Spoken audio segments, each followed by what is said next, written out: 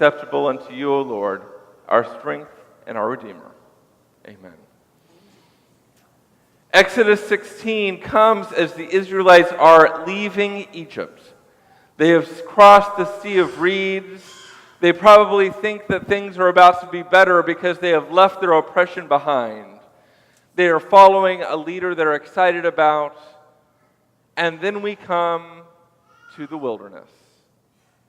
Exodus 16, starting at verse 1. The whole Israelite community set out from Elim and came to the Sin Desert, which is located between Elim and the Sinai. They set out on the 15th day of the second month after they had left the land of Egypt. The whole Israelite community complained against Moses and Aaron in the desert. The Israelites said to them, "Oh, how we wish that the Lord had just put us to death while we were still in the land of Egypt. There we could still sit by the pots cooking meat and eat our fill of bread. Instead, you've brought us out into this desert to starve this whole assembly to death." Then the Lord said to Moses, "I'm going to make bread rain down from the sky for you. The people will go out each day and gather just enough for each day, and in this way I will test them to see whether or not they follow my instruction. On the sixth day, when they measure out what they have collected, it will be twice as much as they collected on the other days." So Moses and Aaron said to all the Israelites, "This evening you will know that it is the Lord who brought you out of the land of Egypt. And in the morning you will see the Lord's glorious presence, because your complaints against the Lord have been heard." Moses and Aaron said,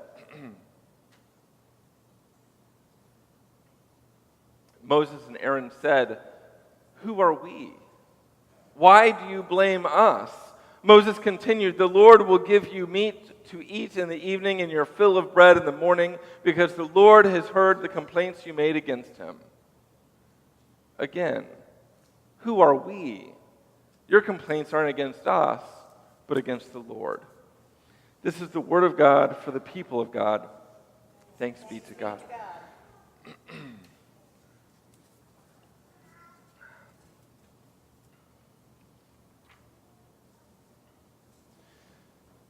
Well, this week, excuse me.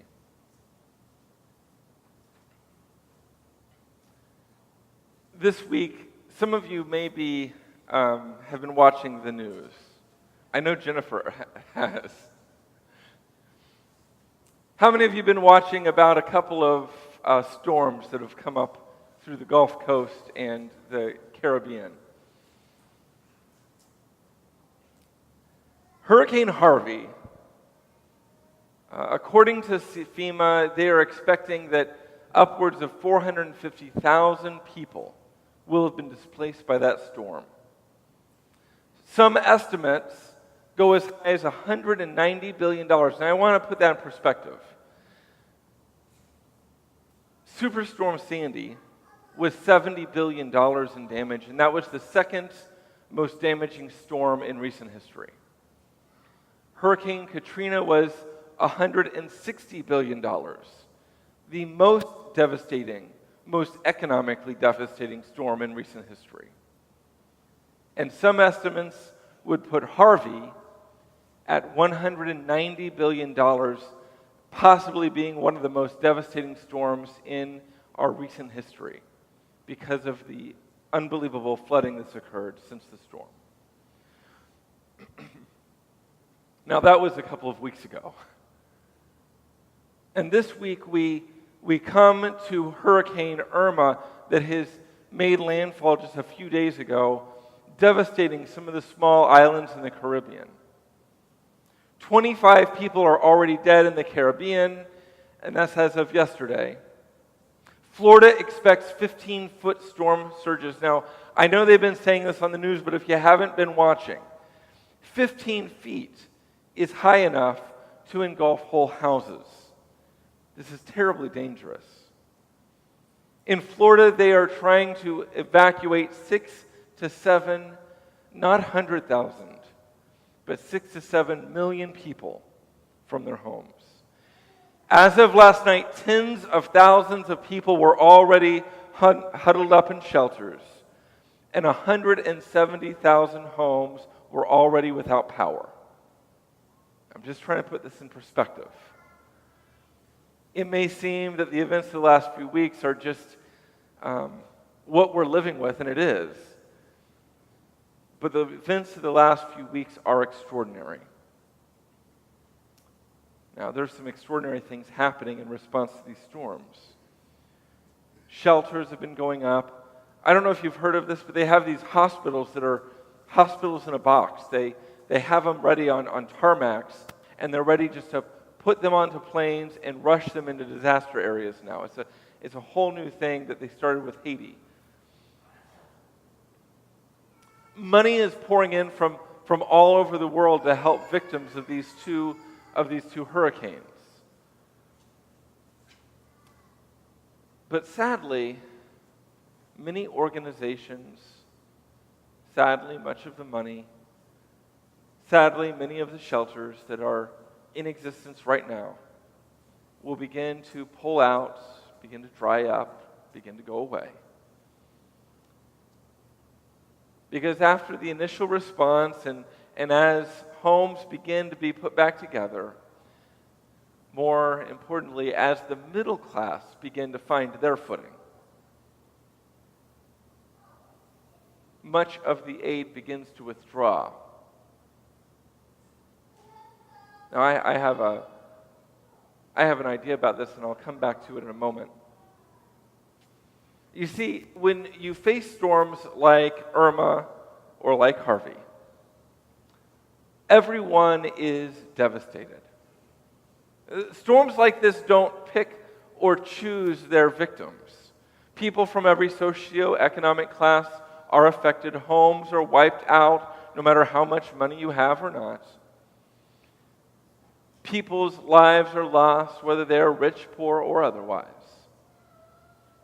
However, the poorest among us in times like this are the most deeply affected. In the midst of a thing like Hurricane Irma, those who have resources have homes that are already built a little bit better than others. Those who have resources are likely to come back to some sort of job or begin rebuilding their business. But I think about the single mother of two who's just been displaced from an apartment where she was already behind by a month on rent. A minimum wage job where she was asked to stay at the gas station longer than everyone else in the area so that she could continue pumping gas at minimum wage, so that other people could get out of the path of the hurricane.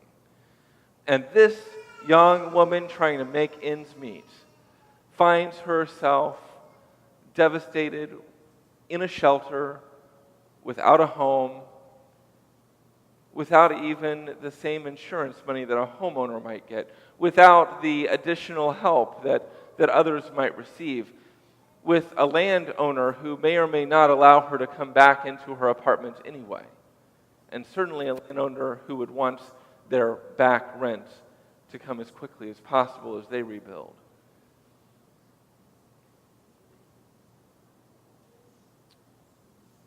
In a place where there is no longer work, for a people for whom there is very little insurance money, if any, what do the poorest among us do in a crisis like Irma or a crisis like Harvey? Now, don't get me wrong, I'm not suggesting that others aren't going through terrible hardships.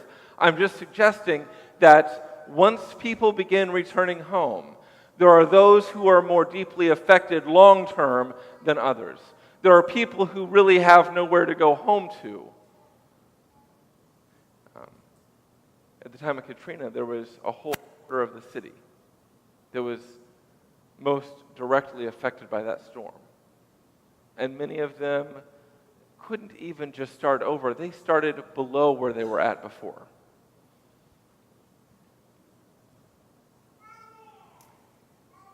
I think about the people leaving these evacuation zones. I think about the people who are fleeing these hurricanes. And I think of the Hebrew people, the Israelites, leaving Egypt. Things were bad in Egypt. They've escaped death. They've escaped Pharaoh's wrath. They've escaped all of the troubles and trials that the Egyptians were facing, the plagues that were brought upon that people. As they leave and they go out across the Sea of Reeds, as God opens up the waters so they can pass through, they must have been thinking, I've gotten through the worst of it. The people crossing the border into Georgia, people going up into the Carolinas, or maybe even coming up to Illinois to find temporary housing, they must think, well, maybe we've made it. Things must surely be better.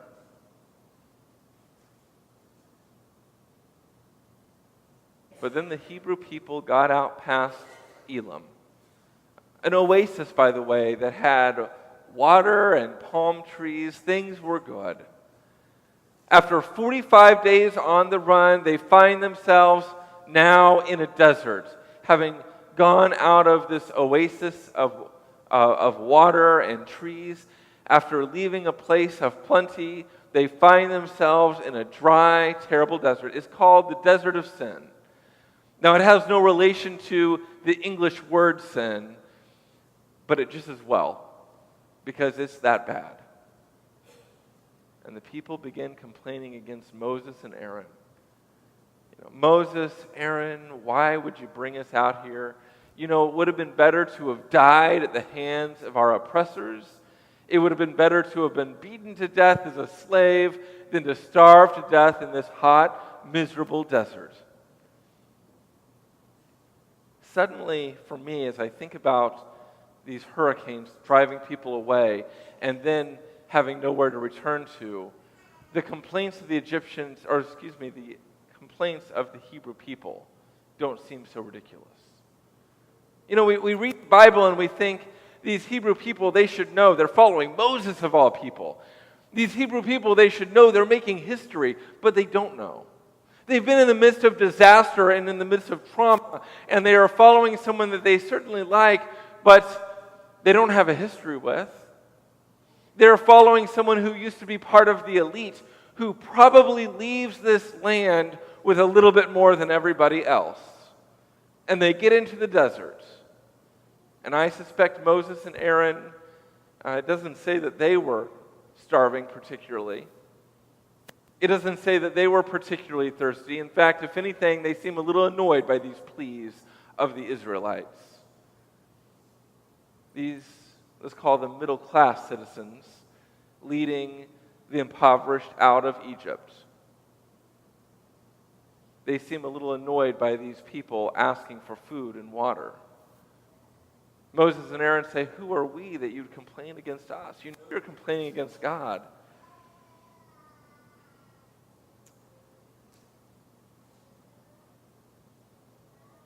These Israelites have gone out in front of a hurricane.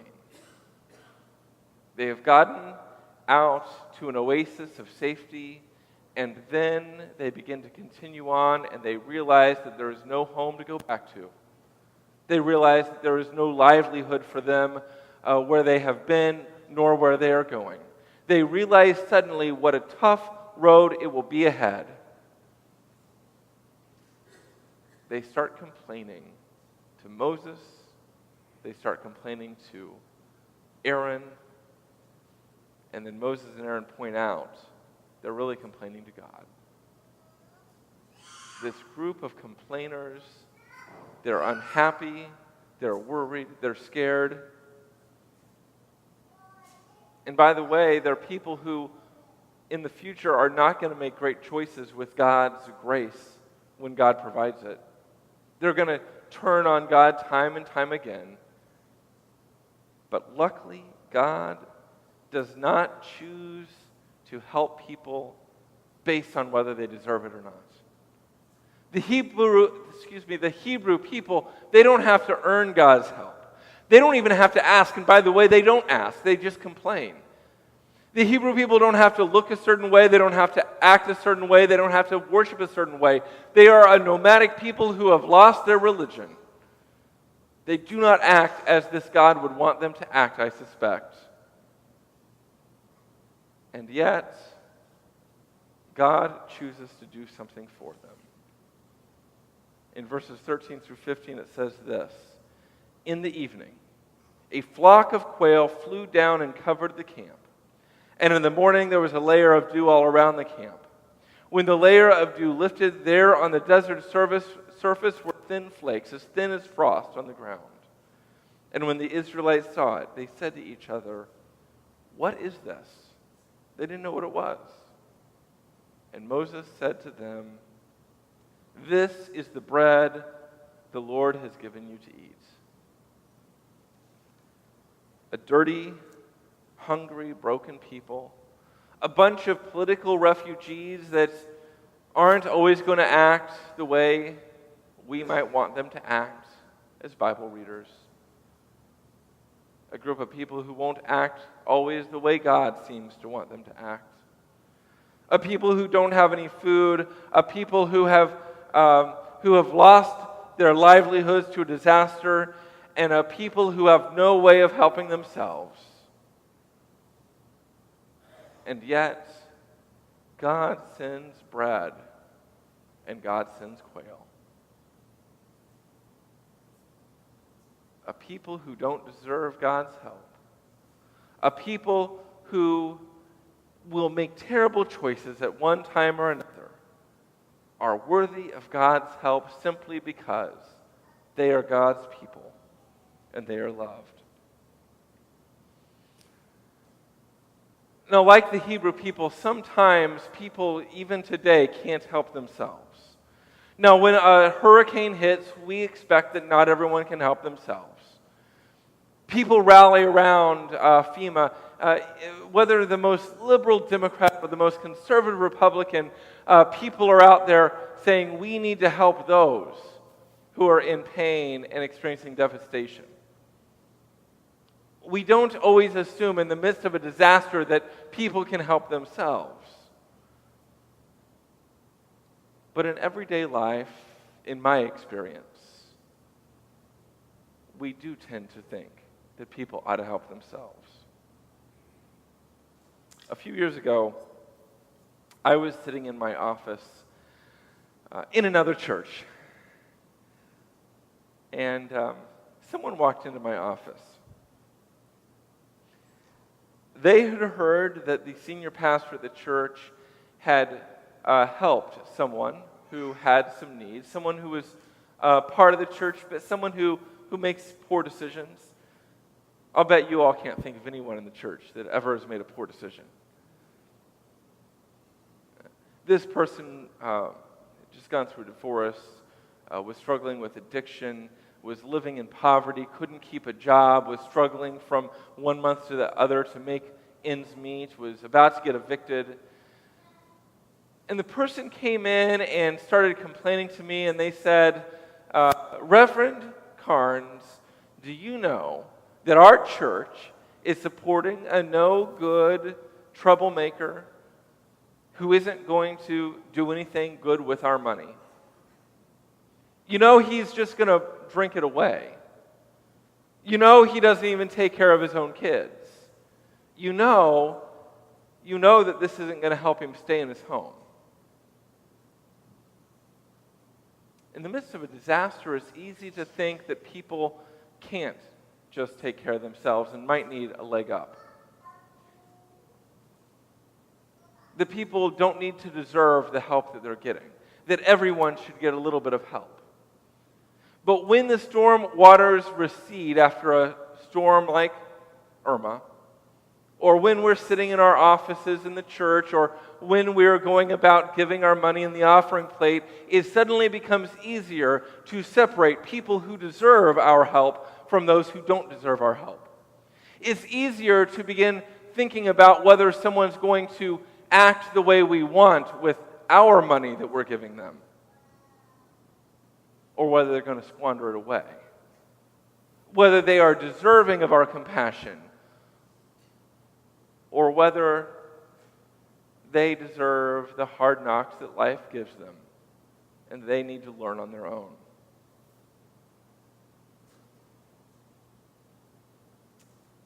Often we want to help people based on whether they deserve our help. And it's easy to help that mother of two, struggling to get by, who's working 2 jobs, and it's hard to help the person who sits in prison. It's easy to help the person whose home has just been destroyed in a storm, who is going to go back and contribute to society at some point. And it's a little bit harder to help the homeless person who is now no longer living in Miami, but now living in the middle of Collinsville, sleeping on our streets. It's a little bit easier to help the grandmother who's lost the pension, or lost their Social Security, or struggling with a job. And it's a little bit harder to help that person who's never been employed, that person who's never gotten the full education that might have helped them get ahead, or the person who squandered their education in perhaps my humble estimation. It's easy to help the child or the baby or the orphan, and yet it's so hard to help the gangbanger that child has turned into. It is so easy to help the single mother of 2, and yet it's difficult to help the people who have grown up in that poverty, who have struggled to get by and are now the products of that system of poverty.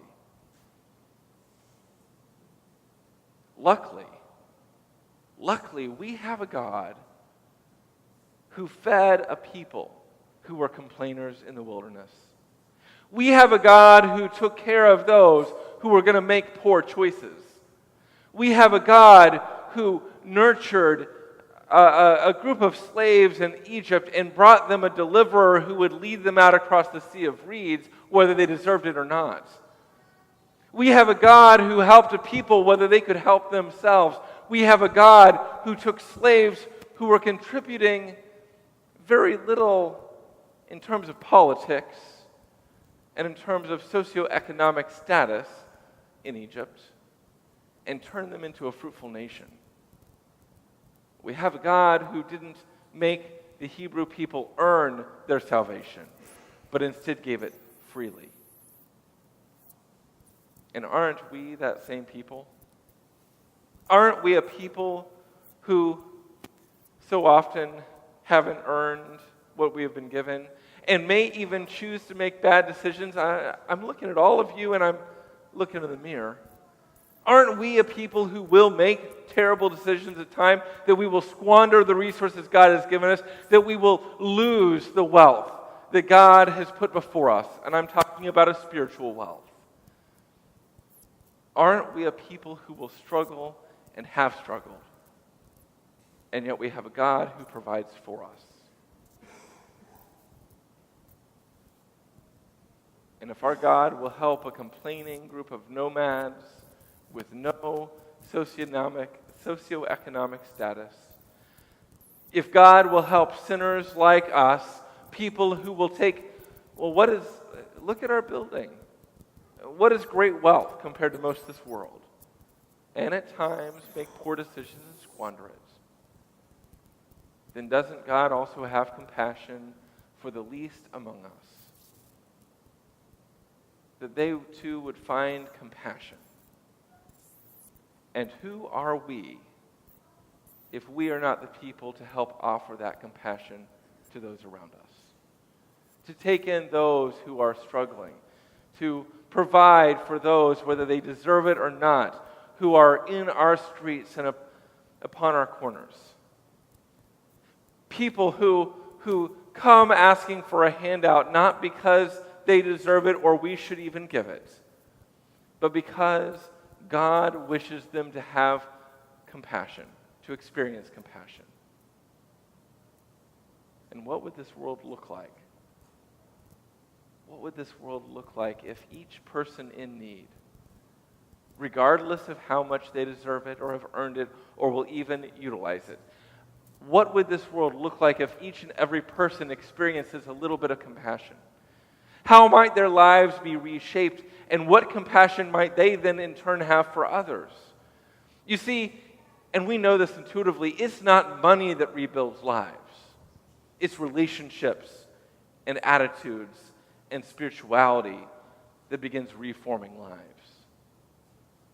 And when we have compassion upon the least of these, when we begin to touch lives, even those that are hard to touch, what we will find is that we are filled with compassion and love, and it improves our very life.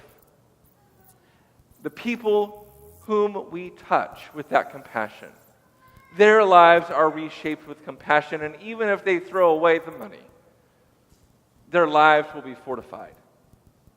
And I may be an optimist. My wife will tell you I'm not, but I might be an optimist. But I happen to believe that if these peoples whose lives are reshaped with compassion, if they recognize that, they in turn will begin reshaping the world around them, and their life will be rebuilt in a new way. Thank God we're not a people whose God makes them earn that love. Thank God we live in a world where our God is just whether we deserve it or not. Thank God we live in a world where even us sinners can be loved by a God who is filled with compassion. And thank God we live in a world with organizations like UMCOR, with churches like First United Methodist Church that reaches out into a world of pain, with programs like the SOS Soup Kitchen and the Food Pantry. Thank God we live in a world where the least among us can experience compassion, and they needn't earn a bit of it. Thank God we live in this world where everyone can experience God's love, and may we be a part of sharing that love with others.